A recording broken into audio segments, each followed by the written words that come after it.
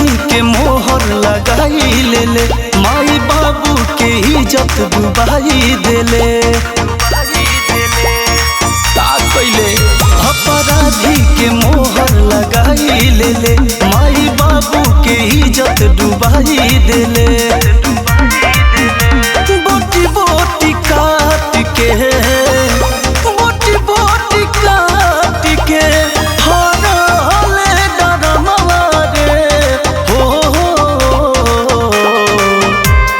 सुन मुस्कानवा रे, ले ले ले भतरा के जानवर हो। सुन मुस्कानवा रे, ले ले ले भतरा के जानवर। ई ते का कर देले, पूरा नारी समाज के गंदा कर दिहले।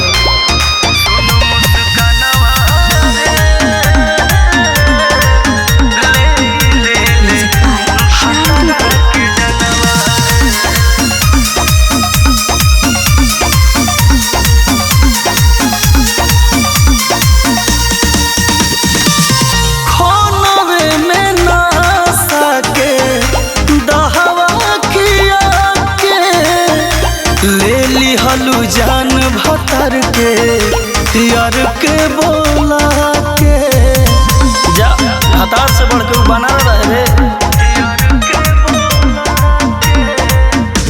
कैसे तू हो गइलू अतना कसाई, हबड़ गलती कोई देलू जाए हर जाई।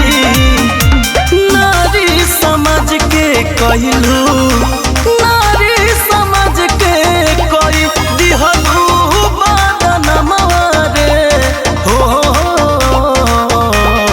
साफ खत्म बारे। सुन मुस्कानवा रे, ले ले ले भतरा के जानवर हो। सुन मुस्कानवा रे,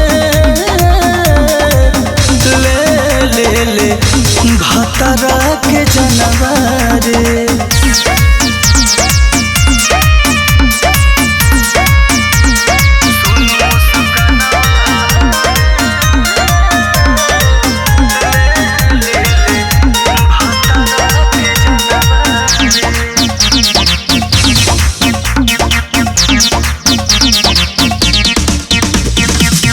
छोटी छोटी टुकड़ा के 15 गो हिस्सा, हतहरा तो धैले रहे यारवा के निशा।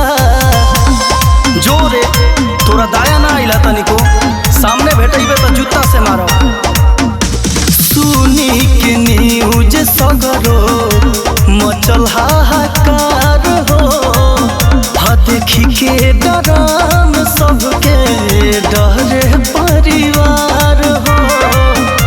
कहेला लहरिया काहे, कहेला रधैया काहे, कैले करमवा रे हो।